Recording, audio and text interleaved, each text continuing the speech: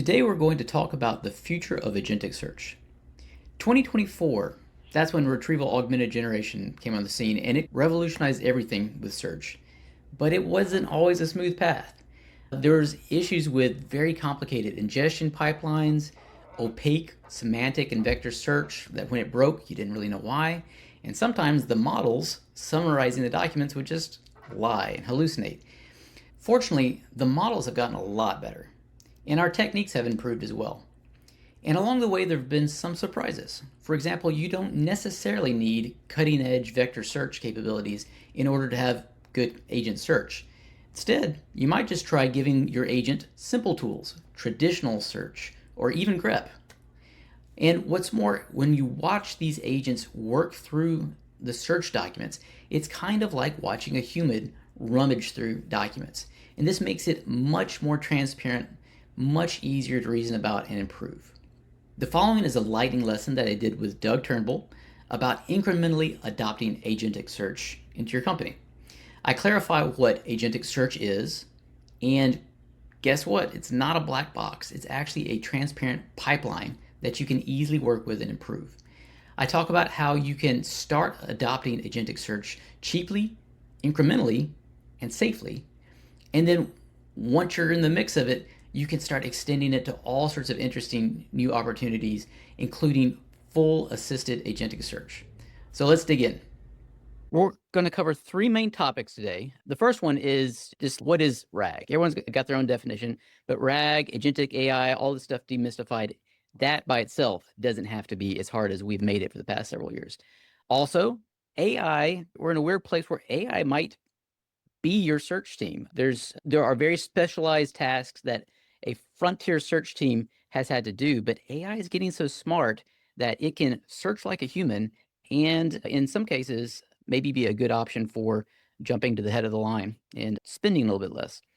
Adopting AI in the e-commerce user experience, rather than revamping your whole site, I'm going to show by example a way that you can adopt agentic search gradually, introduce it in a way that doesn't surprise your users. So why this matters, adopting AI for e-commerce is actually going to be a pretty easy thing to try. You can see if it works really quick. And if it does work, it will save your enterprise lots of money. So here we go. First off, I am John Berryman. I got started in aerospace engineering, quickly found out that it was the math and software that I liked. So I ended up getting into search, and there's the book that Doug and I wrote together. Another couple hops, and I was at GitHub. I was an early, not first anything, but I was an early production engineer on GitHub Copilot, if you still remember what that was. And I got a chance to write another book with one of my colleagues there, Alex Ziegler, who was one of the original three that actually introduced that research at GitHub. Finally, I am Arcturus Labs independent consultants. Check me out. I do blog. And if you like this, then you might like some of the other content I've got on my site as well. All right. So RAG and agentic AI demystified. In 2024, everyone had their own RAG framework. LangChain, Llama Index, Haystack, they were just coming out of the woodworks. And unfortunately, huge problem, in my opinion, coming from both a search and AI background, is they were just black box. They said, here's the thing, turn it on, pip install, modify whatever configuration so that it points to the right documents, and you got some other things to tweak, turn it on, and pray that it works. If it doesn't work, then a lot of these things were pretty opaque. Like, where exactly do you go to change all the nitty gritty details? And I think that's unfortunate, because really, when you get down to it, the pieces are transparent. And once you know what all the pieces are, it's a lot easier to think through RAG, agentic RAG, and actually solving any problems that you have in production. So let's go through a bit of the evolution from search to RAG to agentic RAG to even assistant RAG, I'll call it. So in the beginning, there was the search, and pre-2022, right? Before all the fireworks started. User makes a request to the search application. The search application is itself, I guess it could be thick, but out of the box, it's pretty thin layer. It says the user said this thing in the little box on the screen. So we're going to convert that into a search across a certain number of fields. We're going to weight the fields differently. It basically wrote the search that goes into the search system, whatever that might be. So I'm thinking very much in a lexical mindset, but this is how things worked in 2022. The search engine returns all the documents, and those are cleaned up, augmented by whatever you need them to be augmented with, and returned back to the user. Done. Now, when RAG was introduced, it changed the equation a little bit. Effectively, instead of the user request initially still went through this application step and got the search documents out. But instead of just passing them back directly to the user, we make sure to represent the docs to the large language model agent and generate a response. And then typically these applications were providing answers more so than documents back to the user. Very useful. It has been doing its own revolution. Like 2024 was the awesome year of RAG, but let's dig further. With agentic RAG, we change this up a little bit. So instead of circumventing the agent, we give the agent the ability to make its own judgments about the user's request.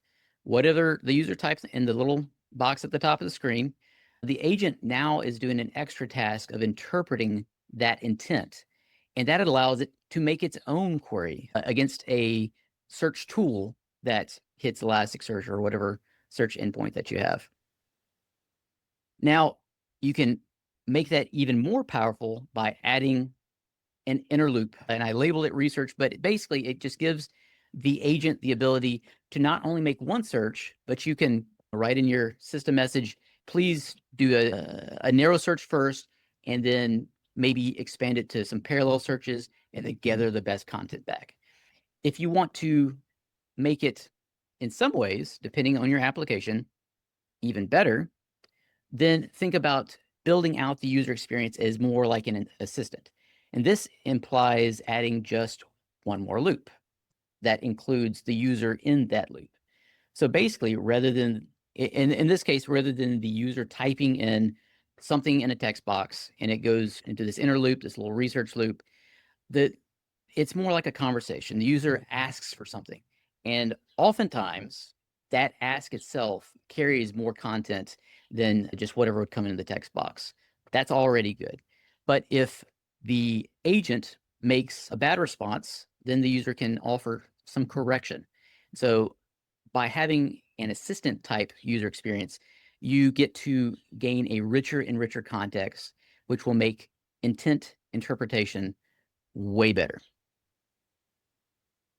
Better understanding means better answers. All right, so the beef that I had with RAG as a black box is what on earth do you do when it breaks? It's just a thing, and since it's atomic, it's can't be broken down. What do you do? It's easy when you can look through the black box and see all the pieces that are in motion. In this case, me coming from a search background and a large language model background, I just see two chunks here, and I can think about them independently. You have the LLM agent. It takes in information. It has access to tools. It's got a system message, all that stuff. And you have the search engine. And we've been doing search for forever. So think about it like a pipeline. Any of these things, if RAG is broken, it means that you're getting unexpected results. The input leads to an output that is unusual. But when you can break it down and see it for its candidate parts, you can see that maybe the breakdown happens, maybe it's at the ETL. When you're trying to index things, maybe you indexed it in a way that it makes it hard to search. Maybe it's the search relevance itself. The documents are all there, but we're weighting something incorrectly. We're not incorporating popularity. There's any number of things, but you can think about that in isolation. That problem has been dealt with forever. Or maybe it is some of these line items here that the agent is responsible for. Maybe when the user says something, the way we're presenting it to the agent makes it hard to understand for the agent. Maybe the documents don't have all the information that they need, and they need to be augmented. maybe Howard's generating the response, it's hallucinating, and it needs some extra guardrails to prevent that. So once you think about RAG is a pipeline, it becomes so much easier to deal with it, to bisect the problem until you find where the problem is and then fix it. So we're entering into an unusual place where maybe an AI agent can act in place of an ML search team. Now, there's going to be all sorts of caveats to this. We're at the very beginning of this, but there are huge glimmers of hope around this. So imagine that it's back in 2022, which I think of as the beginning times for the revolution. And you're running a small to mid-size e-commerce site. It's super important for your success to have search returns relevant results. And the steps involved when getting your search site set up is okay, but you need to adopt search to begin with. So OpenSearch, Elasticsearch, they were the biggest players back then. But Shopify, I imagine, I guess Doug could tell me, has its own API that is probably an easy thing to start with. I don't know. If you get a little bit more sophisticated, it's time to improve your search. So you actually start doing the right things with data, log in the search, figure out what the popular queries are, hand tuning things, relevance parameters. And then the next step is get awesomer, like click tracking, judgment lists, semantic hybrid search, some of the newer things that were being introduced at that time and have actually themselves have become even more interesting and powerful since then. So those are still all on the table. Now, if you are a small to mid-sized e-commerce site, adopting search is going to be pretty easy for you. You need your developer to just read the tutorial, and you're going to get, I don't know, 70% of the way there. It's something. Improving search, it's a little bit more tricky for sure. You have to start setting up special processes to figure out what the important queries are and start tuning the parameters in your search to optimize not just the page that you're looking at right now, but all of them. Things do get tricky, but it's doable. And as a matter of fact, there is a book written on the subject that's you should check out. I think it's still relevant. And finally, if it's time for your small to mid-size e-commerce site to get even better, then you're looking into sometimes really sophisticated things. And for a lot of the smaller players, I'm certain that this is a roadblock. They're successful enough, but not successful enough to maybe hire a dedicated ML team that is really going to do the right thing with search relevance. So 2026, we have a new option that is becoming a really attractive possibility, and that's agentic search. So AI is a lot more accessible than classic ML. Everyone understands language, and now we've got this weird API that speaks language to us. We can talk human. There's no need for linear algebra or gradient descent, anything like that. It's just something that we can look at how the agent is reasoning through stuff, and we can understand it as if we were working with a person. So that means that improving agentic search is going to be more intuitive. It's not about retraining models. It's not about finding the perfect model that's a good fit. It's not about the same type of data cleaning and stuff like that.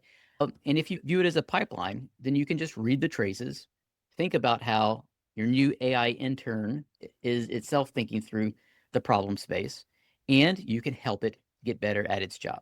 That's how you improve agentic search. And also, if this is promising right now, then think about the speed at which things are changing. It is scary, it is weird, but it does mean that a reasonably capable agentic search right now is only going to get better as we understand how to deal with this crazy new technology and as the technology itself is getting better. So all sorts of neat things that make agentic search a very attractive possibility. So let's show, I've already explained how search is related to RAG, is related to agentic RAG, agentic search, and then to this more conversational version of search experience. So let's look at where the magic lives and what makes this so appealing. The first thing is that search. Let's go from the inner loop and then let's progress to the outer loop. At the core of this is an individual search request made by the LLM agent to the traditional lexical search, for example. Now, large language models have been trained on everything that we've ever written that's in the public domain, and even some stuff that's in the private domain as well. Some things slip past. And that means that they have a really good and increasingly good understanding of just common sense topics. Whenever your user makes a mistake, misspelling, they say Reebok shoes instead of Reebok shoes. There's supposed to be an extra E in there. The agent's, okay, I could copy paste that, but that'd be stupid. I know I'm dealing with shoes, and this is obviously a misspelling. I know the inventory well enough, I can just fix that. And you get an autocorrect that you didn't even ask for. Synonyms. If the agent sees a search for pumps, then it knows, okay, heels, high heels, these are all things that are the same. So if you coach the agent to think about that and to broaden their search, the agent should be able to make certain types of synonyms if it's a domain that the large language model has had plenty of access to, which is a lot of the domains. Filtering. If a user searches for something like red Nike size 8, internally, if you have lexical search, for example, if you have some sort of search where it's easy to filter on things, then each one of these words is not really a search that you want to go to just the title of your inventory or the content, the description of a product in your inventory. These are different facets, different fields inside the structured document that outlines your product. Red is a color, Nike is a brand, size, search 8.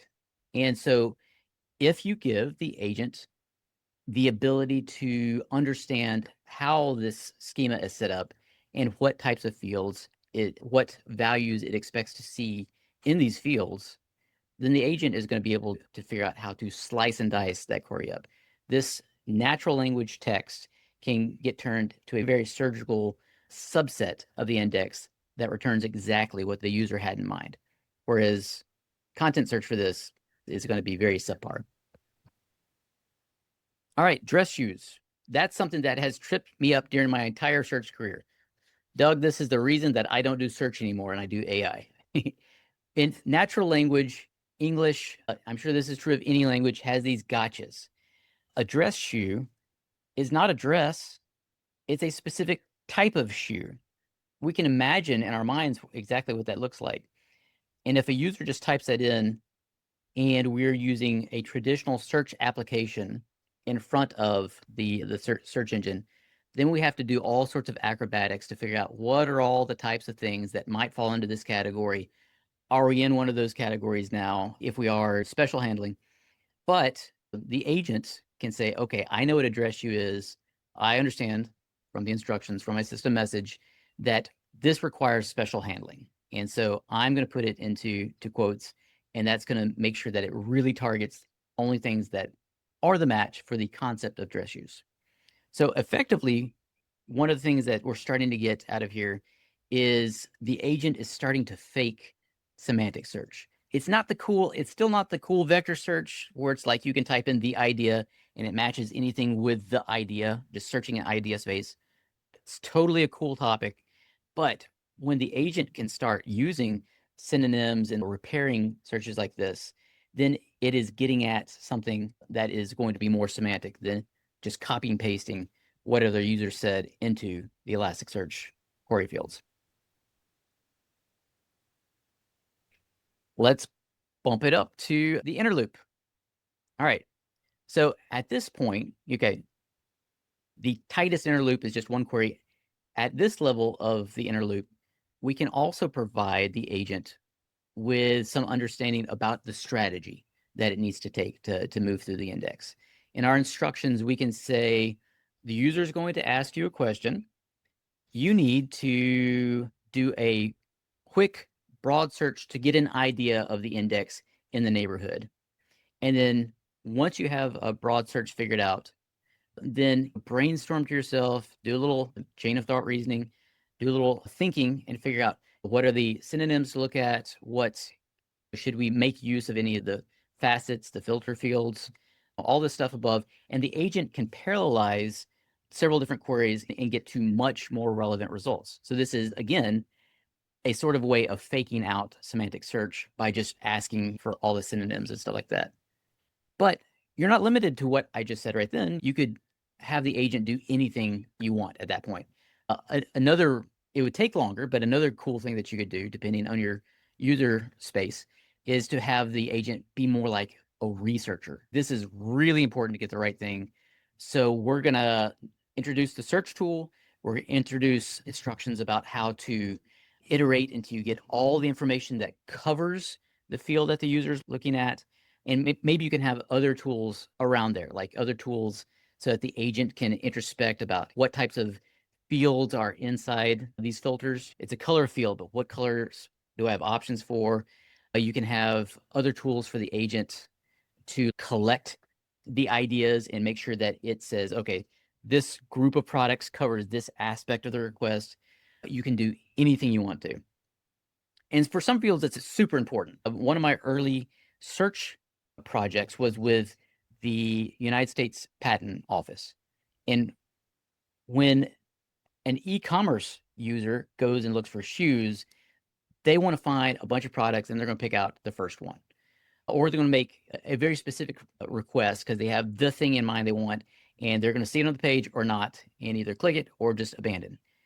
With patent search, it was working with these people was crazy. It was like working with AI agents there because they want every single thing that matches any aspect of this, and they want it very tightly cataloged because it becomes their palette of work as they're figuring out if this new idea matches anything that exists in the patents that currently exist. They need to know all the information. So on the inner loop, you can do whatever you want. It's there for the agent. You just have to train it. And if you are fortunate enough to have a conversation experience, I really like this, and I really hope that we drive more of our user experiences towards a more conversational experience. I think we probably had a little bit of burnout earlier on in this whole revolution because everything was conversation for a while. But done well, I think it has some really neat qualities to it. For one thing, think about today's typical user experience. You go to a website, you have your text box there, you're clicking around, typing in a text box, clicking on little glowing boxes on the screen. The whole idea of clicking on glowing boxes on a screen, that whole user experience has only existed for 30 years, tops. Conversation as a user experience has existed for about 50,000 years. So it's there's a little bit more heft behind this is actually being useful. And the reason that it's so useful in an agentic search experience is because what I alluded to earlier, you are allowing the user to participate with the agent.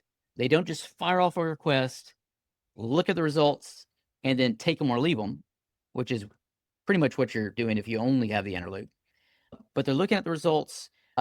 They're clarifying their intent with the agent, and the agent having access to the full conversation as it progresses. The agent is going to have a very rich understanding of what the user has in mind, and that's going to just make it a lot better for them to search the corpus and get back the information that the user wants. All right, any questions so far? I am actually going a little bit faster than expected. We will have time for questions at the end. Douglas has a question. How do you deal with non-deterministic nature of your LLM agent? Yep, that's the nice thing about traditional search, because you search for XYZ and it returns the same thing every single time. The way you deal with the stochastic, non-deterministic nature of the LLM is you view it as a good thing rather than a bad thing. It is going to give you different answers for the same request. You can turn the temperature down and maybe it'll be a little bit more constrained. But still, it's going to act like a human.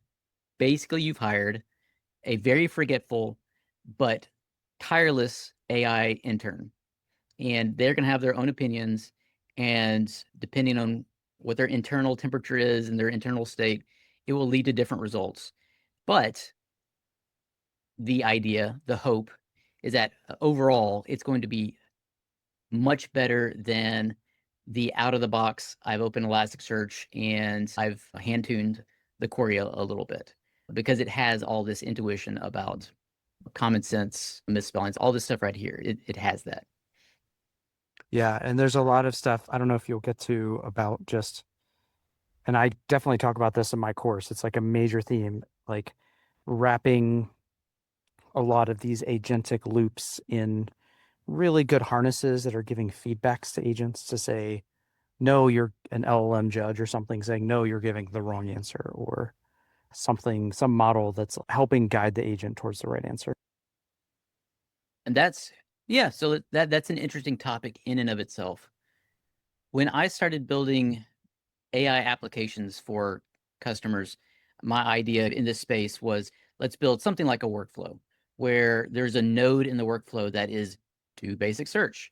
And there's another node in the workflow that's like the guardrails. Is there anything that we've messed up on and we should cut out? Have we covered the user's intent? And then maybe a literal go back arc in that diagram to the search again so we can cover bases. What I'm seeing things heavily tilt toward right now in the AI product design is very interesting. An agent has almost become synonymous with an LLM called in a loop with access to tools. And so a lot of what I used to do with hard-coded guardrail nodes, get finished with this node and go to the next node, you can almost program in English. I think we're getting there. The models are getting better and better at reading the way you want the search request to go and just doing the right thing. It's not perfect. We're getting better, but I think that's the direction we're heading towards. So English or whatever language you want is a programming language now, for better, for worse. All right. Probably getting back at what our previous questioner said a bit. But here's all the opportunity. Here's where the magic lives. This is the good picture, but is the magic enough? So even though I think this is a really interesting space that we're getting into, it's emergent right now. It's something that we're trying to wrap our minds around and see how far it really can go. And there are challenges. One challenge, and Doug and I have both done a lot of playing around with little toy problems in this space, is making your agent aware of the index can be challenging. Like the agent can see a very well described search tool, can understand the fields, but how does it know really which field it should focus its search on? Name or title, or should it use the brand field? Or maybe there's like categorization field and there's 4,000 different possible categories for your giant index. How do you describe this stuff to the agent in a way that it can make use of it? Some of that, maybe you can stick into the system message, but maybe not all of it. Making the agent search just like a human, so going to the outer loop, is still hard. One way that you can guarantee that it searches exactly like what you have in mind is to do a workflow. You've got a bunch of nodes and you say, once you do the main search, you go here and check other results and if then stuff. But like I said, a lot of applications seem to be headed towards program in English, tell the model what it should do. But it's not quite there yet. The agent sometimes takes leeway that you don't want it to. I think ultimately we're going to get to a point where programming in English, it's going to obey it better. And the leeway that it does take, we'll be able to look at it and say, as a human, I understand why you made an exception in this diagram I had in my head that I've tried to encode in English. But it's still talking English to an AI intern. Latency and cost. This can be a big shock, especially to old school search engineers like I was. Everything back in the day when I was building search was make latency as low as possible so that the user can search again, because it's upon the user to clarify their own search and navigate the index and find the product. If we get to a point where agentic search just delivers the right products, then the user is going to be super fine with seconds return time instead of milliseconds return time, because the effort on their part is just so much lower. And the business is also going to be fine with a cost increase because we're getting much less abandonment. We're directing the customers to the products that they're going to purchase. But as you are trying this out, latency and cost are both things that you definitely need to keep in mind. There are resolutions to all of these on the horizon, and in several spaces, I bet the resolutions are here. Prompt engineering. Make sure you write good, detailed system message that covers how to make the individual searches, that covers how to make higher level research behavior. Make sure that you provide subtools if your agent needs more accessibility to understand what is in the index. One of the really cool things about lexical search is when you issue a query, not only does it return the search results, but it has a set of counts across all the other fields for all the products left in the inventory. So I search for Nike shoes, and lexical search can also return, okay, what size in that? We have 20 products in size 9, we have 30 products in size 10, it can return all that information. What colors do we have? We have 100 products that are white, 20 products that are red, and you can feed this back into the search agent as well and allow it to gain a better understanding for what is actually in the index. You probably also want to provide thorough examples. If the user searches for this, here's an example strategy that you can use. A great way that you can do this is to focus on the very typical, like the top 10% queries, which is usually a really small number of queries that covers a lot of the queries that are being issued, and make sure the agent has rock solid understanding about how to deal with those things, and it'll return better behavior. You can also, it starts including more specialized experience, but you can also do fine tuning of these large language models. It's not so bad as building your own neural network architecture and doing the training in the raw. But there are a lot of APIs now that allow you to say, okay, given this input, here's a great output. And it's text to text. And so training is actually on the table as a very feasible thing, but that does imply more complexity. And the last thing that you can always do these days, I don't think AI is slowing down. We're at least linearly growing, maybe even exponentially growing. You can wait a month, and that might be what you need to get over some of the problems, the challenges above. All right. With that in mind, I'll pause, take a sip of water, ask me a question, and then we'll get into a final portion of the presentation where I will talk about how you can incorporate agentic search into the user experience without starting over from scratch. We have two questions. One from Deborah Brata. How does the feedback loop work? How does it penalize inaccurate results in iterations to reach at the final result with the desired confidence? You might want to unmute and clarify in case I get this wrong, but there's two places where you might talk about regulating the results that come back and making sure that they're up to par. One thing is in situ, like in the model, in the agent when it's making the request, you can instruct it, here is how to know that this is a good result. If you don't have good results, go back to the well, get another bucket, and try some more. But you also need to think more bigger picture. How do you yourself know when the agent is doing the right thing or the wrong thing? Like if I was to approach an e-commerce client and just make up some rules for how to define what is a good result or a bad result, I'd have no clue. And they wouldn't either, even though they're experts in this space. Probably what you want to do is go back to the notion of large language model evaluation and optimization. Look up Hamel Hussein. He's got, and Shreya, gotten her last name. They've got incredible content on this, but it involves basically finding, logging all the behavior you can, allow your users to use the search, finding the ones that are problematic, and start cataloging, read the traces, read how the agent thought through things, and start cataloging the types of errors that you're seeing the agent make. And then based on that, you can create little tests, modify the system message, and try to optimize how they're performing on these tests that are now aligned with your observed understanding of how the agent should be asking and how it's failing. Does that make sense?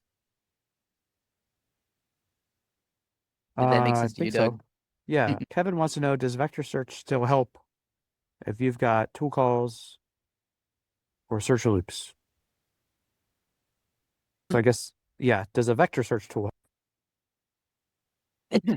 That's actually really interesting. One thing that I've wanted to do, and I just haven't found a good apples to apples comparison, is can you build a agentic search backed by lexical search engine that beats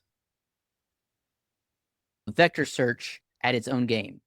Can you use the notion of synonyms and broadening search and searching through an index like a human would and actually get better results than one-shotting a vector search?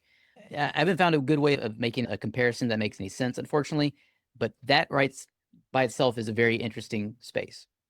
Now, a different way of interpreting your question is, okay, but I still want to do agentic search, but rather than lexical search, I want to use semantic search, vector search internally. Is that still useful? There are interesting things you can do. Agentic search backed solely by lexical search, I get a feeling that it takes away from some of the utility of it. Because if you search for synonyms against nothing but lexical search, you're just going to get something that's in the same portion of the embedding space, and it's just not really going to help you that much, I bet. But hybrid search is still totally in play because you can tell this, you can have certain fields that are really important to match on term wise, like title. I want to have an exact title match, product names, people's names. These things are garbage in lexical search. Anything that's new terminology, sorry, these things are garbage in semantic search. The vector search doesn't really do a good job about mapping that to a sensible portion of the embedding domain. So you could have hybrid search and you can tell your AI assistant, hey, if the user seems to be looking for something that's like a title match, use this tool. If the user is looking for something that's like an idea, use the lexical search. And that might be, that might trump everything I've talked about right now because it uses the best tool at the best time. So good idea if that's where you're headed at. All right. And then Alexandra wants to know, are relevance measures like NDCG still, do they still make sense with agents? I'll just say Oh, sure. I think they do, but yeah. I don't know, John, if you have a perspective on that. Yeah, what Doug hasn't told you is that Doug and I are going to be doing a workshop for someone else's, for Hugo's course later today, and we're going to kind of test that out. Definitely NDCG, normalized discounted cumulative gain. That's the worst acronym in the world. That's definitely still a valid way of testing the results of agentic search. Nothing really changes in the formulation of that equation. And so it's a good way to compare. When you try this yourself, if you happen to have solid judgment lists, that's a really great way to see if you're there yet, if this is worth actually doubling down on. So yes, barely yes. All right. So the last portion of our talk today is practical UI UX stuff. I've always been a deep backend engineer, but when Doug and I wrote the book on relevant search, I drew the short straw and I wrote the UX chapter. And I was like, I have no idea. But it was a great chapter because I got to really think through the problems and the product understanding It's been a neat part of my career, it turned out. And so this is my little help pad. This on the screen right now is a example of a traditional search application. You can type for stuff in, let's see, I'll do this one. You can type stuff in this field and click search, and it does the right thing. You get facets on the side. You can click the facets and filter down on stuff, and it shows you the subset. It's a nice way of slicing and dicing. You get relevance sorting, or you can sort by other things, newest or high to low price. This is very traditional search. Now, imagine you are at this company and you want to try out AI agentic search. You might be tempted to say, let's just throw everything away and we're going to pop open a conversation box over here and it's just going to be a completely new experience. That would be a terrible idea because your users are going to be so disturbed by the new experience that they're going to mass exodus. That's just not a great idea at all. Instead, I'm going to show you a 3-step process where you can gradually introduce agentic search in a way that does not disturb the user experience at all. Initially, it actually augments it from right out of the box. And as you get proof from your data that users like the experience, then you can start increasing and going to more and more agentic type workflows. All right. So the first stage of adopting agentic search is what I'm calling the beginner stage. And let me just, here's why I created these little tools. Let's say we search for new listing downtown condo. So in this iteration, the search app has changed nothing at all. It's still actually directly going to the traditional search app, traditional lexical search, all these things hit the screen immediately. But the one change that we have introduced is for the price of, what's this, like 20, 50, 60 pixels here, we have an area on the screen where it's the agent says, I think you might have meant this. A property type, condo, search terms, downtown, sort by newest. And you give the users a chance to say, you know what? I like that. I want to see if that does lead to better results. So as soon as they click search, the little box collapses down. You don't need it anymore. And you start seeing sort by. Used to be relevant search, which was not what I wanted. I did want new condos. We have appropriately selected the filters here, and whatever doesn't fit in a filter goes into the search box. So this ends up being a really nice way of filtering, of directing the user to a better interpretation of the search, costing them no time and latency, and it provides a really good way to figure out how often they are clicking this little box here. This is good. I want it. So you can look at your data and see if it's time to progress to step 2, intermediate search. With intermediate search, we have seen so many people wait for this and immediately click on the search box that we've just decided to make this the default experience. And so right now, instead of going directly to the search app, we are going to the agent that then itself is in charge of the tool and getting the results out. You do forego some latency here. If your agent does 3 sets of parallel queries, it's gonna take more time. But if the user is getting to the results they want faster, your users will not care. They will appreciate the work that the agent is doing on their behalf.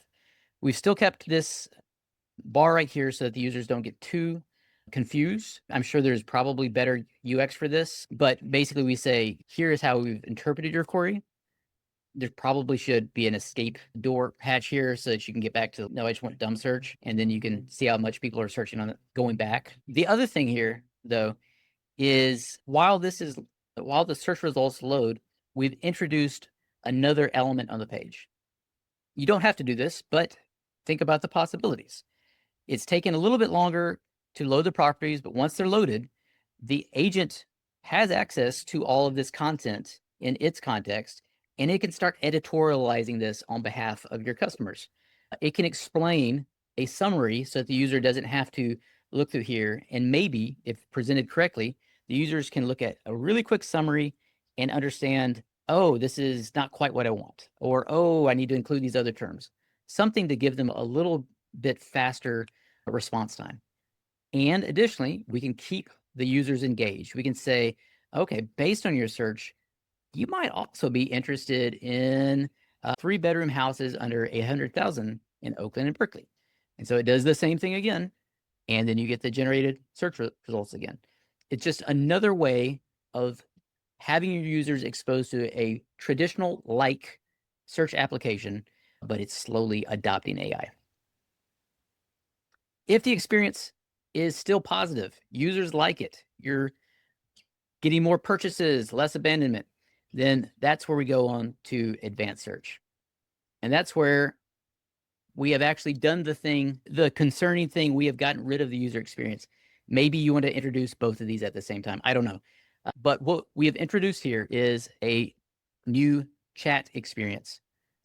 And what you're going to find out is users right off the bat are going to behave differently when they're using the metaphor of conversation as opposed to the metaphor of 2020 version of Google. Type text in a box and have Google be psychic for you.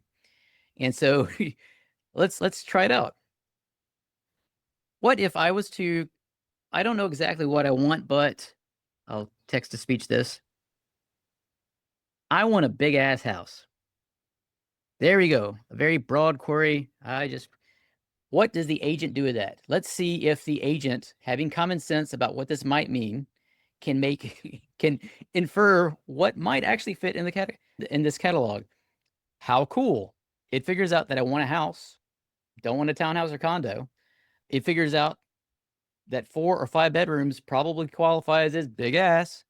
And it says we can also look at the square footage and make sure that's as high as possible. But remember, this is a conversation. It gains context about stuff. I don't know what's a good way of asking this. I can ask not only about the search page results, but I can also say things that take into account aggregate information. I can say things like, I'm really looking for something that's below $1 million. How many items are on the market below $1 million? And so it might change the search, I don't know, or it might just look at what it has access to because it can see the facets as well, and it can see other stuff that we don't necessarily display on this page. Or it might just never return. That's a fun possibility too. All right. You'd like to know how many 4 or 5 bedroom houses, at least, blah, blah, blah, blah. Based on your current filters, there are 8. And it actually did update the filters for me since I wanted below $1 million. That's cool. So it's working together. I can interact with it, make the changes in the traditional way. The agent sees the changes that I make. And it's like having your own search assistant guiding you through the inventory. So a really cool experience that is surprisingly available to not terribly specialized search teams. We're all learning how this works right now. An AI product is getting easier and easier to build. So I think that's, oh wait, I do have the final slide.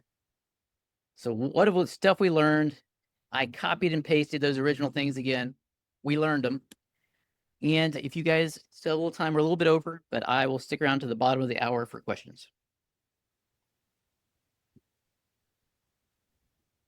Cool. Thank you, John. I like your example query. That's going to be my new go-to search query. Big ass house. Any questions for John? I know people have asked a bunch already.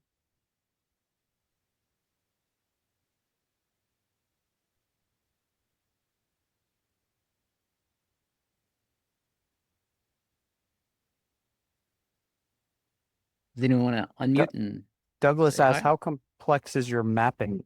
Any nested data? For my toy demo, not very complex at all. That the application itself is not even Elasticsearch. I literally vibe coded something that was a good enough search over 300 products. So it literally just searches through all the JSON blobs for all the products. Okay. But it was neat that it didn't have to. It did a pretty good job in this particular example about figuring out which category it should filter in, what values to use there, because I presented that to it. Do you have any follow-up? I saw you unmute. Yeah, yeah, John. So even with your vibe coded example and your 300 products, but was like how complex was the structure? Because that's what I see in different environments. The structure will vary, whether that data is coming from a Salesforce or an Elastic or some other system. When you put it together, it's not flat. It's different levels. So I just wanted to understand in context of your demo, did you have to do that? In the context of the demo, no, it was flat. In the context of going into real life, the real world, it goes back to the beginning of this talk. I don't think about RAG as a thing. I think about you have an agent and you have a tool that allows it to get information from the outside world. The tool that we focused on today was implicitly lexical search only. But the tool sounds like that you have in mind can draw from databases, it can draw from different document types. And I can only start to imagine the complexity that you have in mind. The answer is still going to be guided by that same discussion. There's no such thing as RAG. There's these transparent agent and tools. You probably need to have a tool for Salesforce. You probably need to have a different tool for the other different stuff. For each tool, maybe if the agent's trying to use it and screws up the first time, you'll need the error message. Doesn't need to be a machine error message. It needs to be like a pep talk to your AI interns. Oh, looks like you're trying to use this field and this tool. Do something different. And so it's still going to be the same thought process, but admittedly, it could get as complex as you can imagine. Okay. I got one last question, and I don't want to go too deep in it. So, but your agent itself, is it an agent with tools? Do you have a plan, execute, reflect style approach, or how deep is that your agent there in the demo The and like, in real life. yeah, in real life? Yeah. Fortunately, in this case, okay, let me think. In the demo, it's very simple. It's an agent with a system message that says, you're looking at real estate search. You have access to this tool. The tool has these 5 fields like house type, price, square footage, and it's going to say for the search strategy, that first inner loop, it's something simple. Do your best to satisfy the user's query. Very dumb, but obviously good enough for the simple example. In more complex real world situations, sometimes you actually have something equally simple as this. If you just got literally an e-commerce site, then see how far you can get with exactly what I just said. If you have something more complex like what you have in mind, then these days I would take advantage of writing it in terms of a skill. I think increasingly, whereas 2 years ago I would build a workflow, very bespoke. Start at this node, go to this node, go to this node. 1 year ago, I would build an agent with a loop, exactly like I'm talking about, loop and tools. I think next year, the rest of this year, we're going to see even that idea commoditized, where you just have the notion of the agentic harness, the agentic runtime, and it's going to be able to understand skills, and you program in agent skills. So your agent skill for finding stuff in the different domains is a different skill, but the agent will be smart enough to look up the skill it needs and go get what it wants. Oh, okay. That's Yeah, what I would do. yeah, that's pretty good. Yeah. Thanks a lot for that. Yeah. Thanks, Douglas. Iden has a question. Is agentic search a real possibility in terms of latency, letting the user wait? And I will say, I think in a chat context, we've all gotten used to that. I feel like we sometimes want a good answer, so we are used to it, but we are also sometimes impatient and say, give me an answer now. So I do think there's a little bit more tolerance if people know they're getting something better, especially if they see thinking to do something. It would be I'd be curious, John, on your thoughts of that too. The proof's in the pudding. If you can build an agentic search application in your domain and always get the right answers to the users, and it takes 5 seconds, they're not going to care. They're going to say thank you, because the process of them making a search, getting the 5 millisecond response back, seeing that it's wrong, digesting this page of content enough to understand how to correct their own search, doing the labor of sub-selecting facets, all the stuff that they have to mentally process to get to the right results, that's going to be more than 5 minutes, 5 seconds spent on their part. If you're getting better answers, they're going to love it. But there's a threshold. If it's kind of the same-ish answers, you just got a little bit of improvement, then at some point it won't make sense anymore. It'll just be expensive, latency and cost.